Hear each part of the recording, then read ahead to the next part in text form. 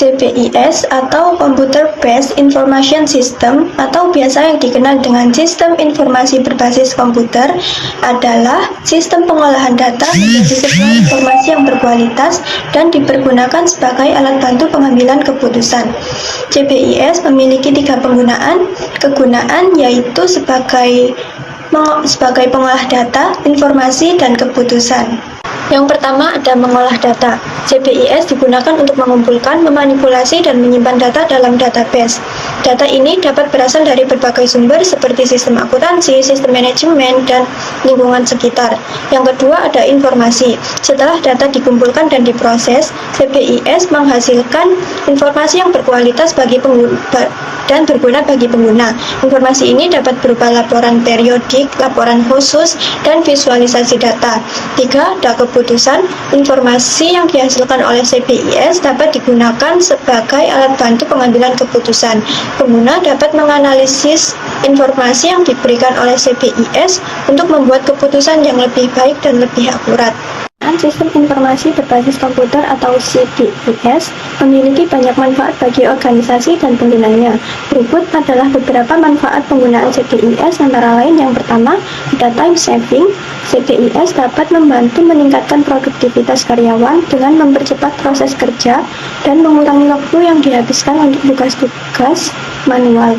Hal ini dapat menghemat waktu dan biaya perusahaan.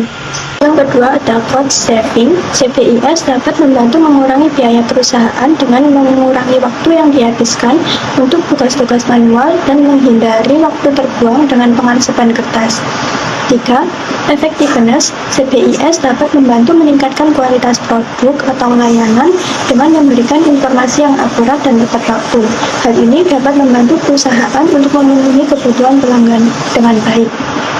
Yang keempat, teknologi development. CPIS dapat membantu perusahaan untuk mengembangkan teknologi dan memperbarui sistem informasi mereka agar selalu up to date dengan perkembangan teknologi terbaru. Yang kelima, accounting staff development. CPIS dapat membantu staf akuntansi untuk mengembangkan keterampilan mereka dalam penggunaan teknologi dan memperbarui pengetahuan mereka tentang sistem informasi. Pengolahan data, sentralisasi. Sentralisasi berarti kewenangan dan pengelolaan pemerintahan hanya terpusat di satu pihak, biasanya pemerintah pusat. Sentralisasi memiliki beberapa keuntungan, antara lain A. Mempermudah pembagian tanggung jawab, B. Mengefektifkan penggunaan ruang, peralatan, serta perlengkapan, C. Seluruh yang terkait disimpan bersamaan, D. Memberikan kontrol secara terpusat berbasis teknologi, E. Mengurangi duplikasi serta meningkatkan keamanan, F. Informasi bergerak secara cepat, terlebih dalam situasi darurat, G. Duplikat fasilitas serta fungsi sehingga dapat meminimalisir biaya. Berikut adalah kekurangan-kekurangan sentralisasi, antara lain yang pertama, 1. Biaya awal yang tinggi, 2. Ketergantungan pada infrastruktur pusat, 3. Potensi masalah kinerja dan latensi, 4. Keamanan yang tinggi diperlukan, 5. Kesulitan dalam menjaga integrasi data, 6.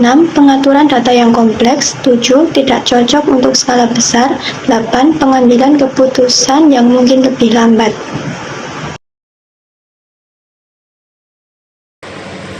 Sistem informasi desentralisasi. Keuntungan desentralisasi yaitu mengurangi beban kerja eksklusif, mempercepat pencapaian keputusan, peningkatan biaya administrasi setiap divisi atau departemen. Kekurangan desentralisasi harus memiliki fasilitas setiap personal yang terlatih dari setiap divisi atau departemen. Kurangnya keseragaman prosedur secara konsisten pada departemen, dan kurangnya proses analisis serta kontrol informasi, data, informasi, sistem informasi, dan berbasis komputer.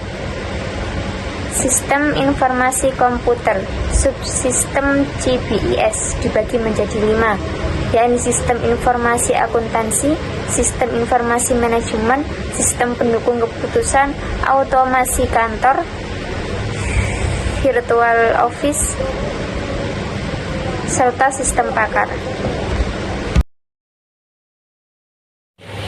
Internet of Things. Internet of Things atau bisa disebut dengan IoT adalah sebuah konsep di mana objek mampu mengirimkan data menggunakan jaringan untuk melakukan aktivitas kerja tanpa bantuan dari manusia atau interaksi dengan perangkat komputer.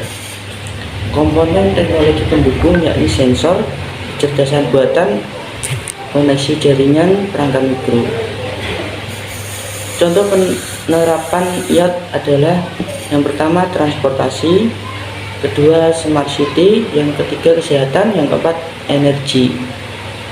Manfaat IoT ada 3, yakni efisiensi, yang kedua monitor kegiatan secara praktis, yang ketiga koneksi lebih mudah. Computer vision menggunakan kecerdasan buatan untuk melihat dan mengartikan data visual dalam menggunakan kamera, server, gadget atau cloud. Pemanfaatan computer vision bisa di bidang matematika, bidang kecerdasan buatan yakni AI, bidang industri, bidang kendaraan, dan bidang medis. Smart application yaitu aplikasi cerdas, contohnya seperti yang kita gunakan di HP kita atau laptop kita. Smart telemarketing atau pemasaran jarak jauh yang cerdas, contohnya seperti marketplace. Smart care biasa disebut perawatan cerdas, yakni manajemen kesehatan masyarakat yang didukung teknologi. Smart collection biasanya dipakai pada perusahaan berkreditan untuk mengingatkan pembayaran. Smart hospital adalah sebuah konsep rumah sakit yang mengintegrasikan teknologi informasi dan komunikasi, atau bisa disebut dengan TIC, dengan sistem manajemen rumah sakit yang ada. Smart aplikasi creator merupakan aplikasi desktop yang digunakan untuk membuat aplikasi dan iOS tanpa perlu adanya kode pemrograman. Aplikasi ini dapat menyimpan berbagai format file seperti HTML5, exe, dan aplikasi.